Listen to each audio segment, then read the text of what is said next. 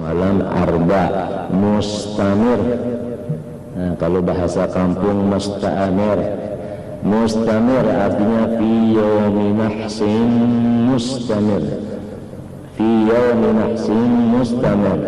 Disebutkan di dalam sebahagian hadis adalah 360.000 bala besar turun malamnya dan harinya, maka disunatkan pada malam dan siangnya itu membaca surah Yasin sekali. Apabila sampai kepada salamun qaulan mir rabbir rahim diulang-ulangi 313 kali, kemudian terus Yasinnya sampai terjaun, kemudian dibaca salatan tunjina bihan jamilah wali wal afat sampai habis, hanya doa minta selamat saparanakan supaya selamat daripada bala nang gana-gana satahunan itu tadi nang berapa ya, 360.000 ujar lah. Itu tadi sudahan hari semalam. Jadi kalau ada orang minta doa tolak bala hari semalam itu mungkin doa yang baca Yasin ada banyunya. Membaca Yasin itu banyak di ijaz ini, banyak itu rupanya bikinan rupa-rupanya kalau itu kalau nang doa ngabayar tolak bala. Nah itu. Gini. Jadi ada namanya Rebu Wekasan atau Rebu Pungkasan ya. Itu kan penyebutannya terkadang setiap daerah itu punya sebutan yang berbeda-beda. Intinya Rebu terakhir bulan Safar. Rebu terakhir bulan Safar.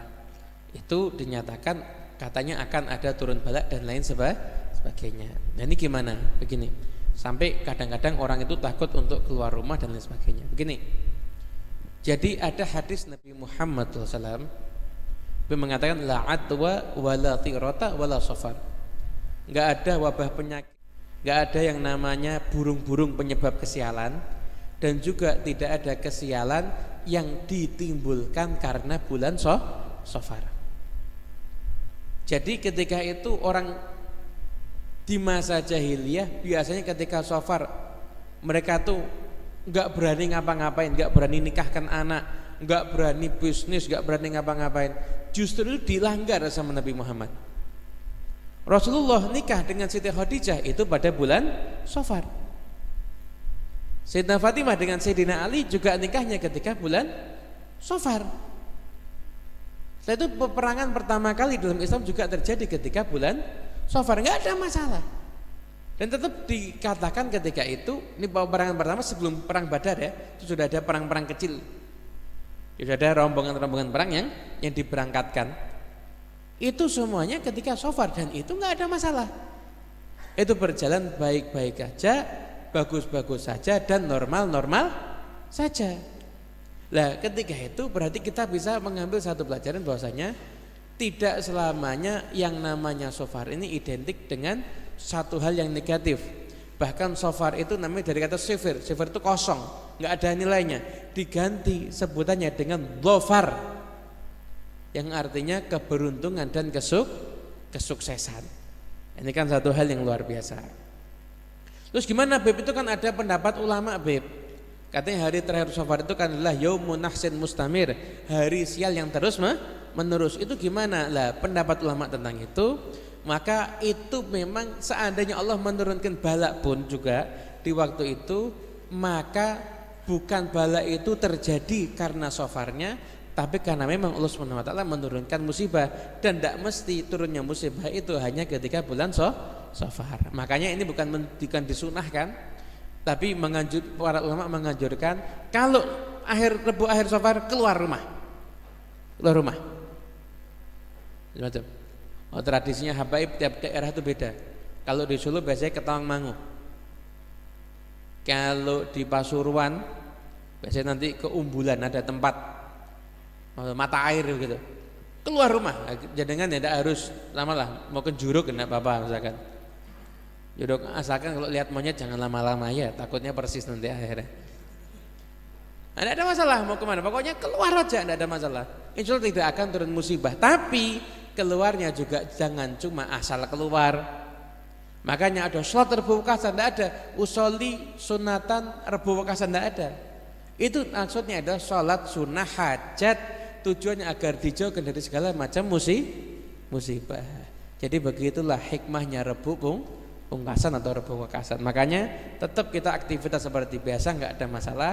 Tetap kita sholat sunnah, tapi niat sholat sunnahnya jangan niat sholat sunnah Rebu Pungkasan, tapi niat sholat sunnah hajat agar dijauhkan dari segala macam musibah. Dan tidak harus di hari Rebu itu aja sholat sunnahnya. Kita mau setiap hari Rebu ya boleh, mau 1 bulan sekali juga boleh. Itu adalah satu hal amalan yang bagus dan memang dianjurkan untuk diamalkan. Bismillahirrahmanirrahim.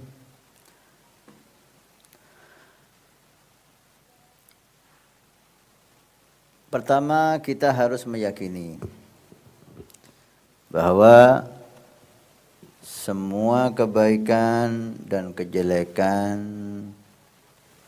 nikmat dan bala sumbernya dari Allah Subhanahu wa taala. Bismillah walhamdulillah wal khair wasyarr bimasyiatillah.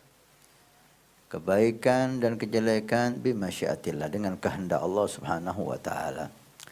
Bismillahilladzi la yadurru ma'asmihi syai'un fil ardi wala fis sama' wa huwas sami'un alim.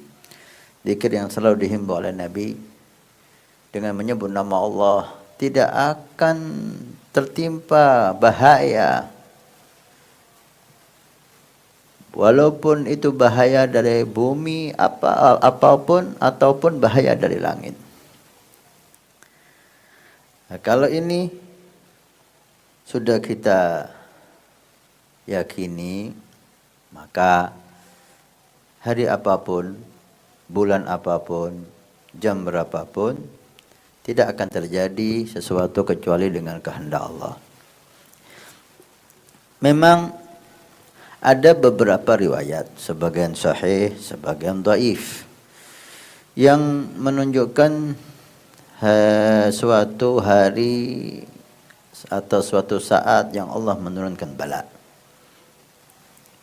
Contoh, hari Selasa. Kita dihimbau untuk setiap hari Selasa membaca doa, Allahumma ya kafiyal bala ikfinal bala qabla nuzulihi minas sama. Ya Allah, ya Allah, ya Allah sampai 7 kali. Wahidat yang menurunkan bala, maka selamatkan kami dari bala sebelum turun dari langit. Ya Allah 7 kali. Itu dihimbau dibaca setiap hari Selasa, karena di hari itu ada riwayat Allah menurunkan bala. Jam, ada riwayat yang mengatakan setiap malam itu Allah menurunkan penyakit, atau ada malam Allah menurunkan penyakit. Allah alam, itu setiap malam atau di malam-malam tertentu. Walhasil Nabi mengatakan, jangan kau biarkan wadah, apa itu gelas, apa itu panci, dalam keadaan terbuka malam hari. Tutup. Sampai dikatakan di sana kalau nggak bisa tutup semua, tutup dengan kayu dan bacalah bismillah. Walaupun menurut akal, kayu kalau jatuh sesuatu ke panci, ke gelas, bisa berbuat apa kayu kecil? Nggak bisa menutup mulut gelas semua.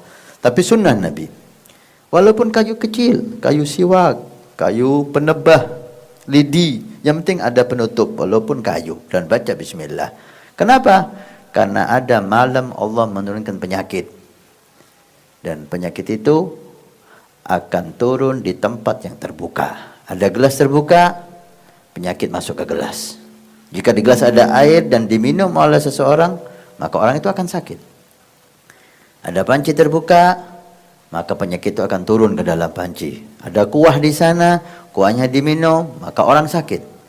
Ini sunnah Nabi SAW. Demikian juga Rebo Pungkasan. Memang ada pro dan kontra tentang Rebo Pungkasan ini. Ada riwayat-riwayat yang dhaif yang mengatakan di Rebo Pungkasan itu Rebo terakhir di bulan Safar. Mungkin sekarang ini hari-hari terakhir, mungkin Rebo depan ini, Rebo Pungkasan. Ya. Atau sudah? Besok ya, sekarang ini malam Rebo, jadi besok ini, mulai malam ini, Rebo Pungkasan. Ada riwayat yang menisbahkan bahwa di hari Rebo terakhir di bulan Safar, setiap tahun Allah menurunkan bala. Dan ada yang mendhaifkan, ada yang mau bid'ahkan dan seterusnya. Kita lepas dari semua itu, khilaf ulama. Ayo kita berkaca kepada amal salaf saleh. Mereka yang lebih tahu. Ya, kalau kita mengambil pendapat ulama, maka tidak akan selesai. Karena yang satu ngomong hadisnya sahih, yang satu ngomong hadisnya dhaif, yang satu ngomong maudhu, yang satu ngomong batil, tidak ada selesainya. Kita taruh pendapat ulama, kita kembali kepada as-salafun as-salihin, para aulia, orang-orang yang lebih tahu tentang Al-Quran dan lebih tahu tentang hadis Nabi SAW. Manusia yang punya hubungan kuat dengan Allah dan hubungan sangat kuat dengan Nabi SAW. Manusia yang sering bertemu Nabi baik dalam mimpi maupun dalam terjaga, waktu beliau terjaga. Nah, ini yang lebih aman untuk kita tiru. Nah, Habib Hadid mengatakan, ilzam kitab Allah wadba sunnatan waqtat hadaqallah bil aslaf. Lazimi Al-Quran, ikuti sunnah. Mau mengamalkan Al-Quran dan sunnah, jangan anda sendiri dan jangan ngambil dari semua orang, ambil daripada salaf, mereka yang lebih tahu. Singkatnya, kita lihat bagaimana amal salaf kita, para aulia kita, para ulama kita, baik di Hadramut maupun di Indonesia. Kita jumpai setiap Rebo Pungkasan mereka keluar, membawa keluarganya, yang punya santri membawa santrinya bersama teman-temannya. Di Pasuruan kita ingat, setiap Rebo Pungkasan itu Habib Abdul Qadir bin Husain As-Saggah bersama para habaib itu renang, datang ke Umbulan. Mereka di sana baca zikir, baca sholawat, baca maulid sambil renang, sambil bahagia. Habib Umar setiap Rebo Pungkasan kita diajak keluar. Artinya apa? Jangan kita ketakutan pada satu hari, walaupun itu Rebo Pungkasan. Jangan ada, Rebo Pungkasan, bala, musibah, ketakutan, stres. Itu tidak boleh. Rebo Pungkasan, Rebo terakhir bulan Safar, seperti Rebo bulan Maulid, seperti Rebo bulan Dzulqa'dah, seperti Rebo bulan Hijjah. Khalqun min khalqillah. Itu hari yang diciptakan oleh Allah. Tidak ada Rebo Pungkasan yang mendatangkan bala. Enggak ada. Yang datangkan bala Allah. Nah, itu harus kita yakini. Jangan takut sama Rebonya, takut sama Allah.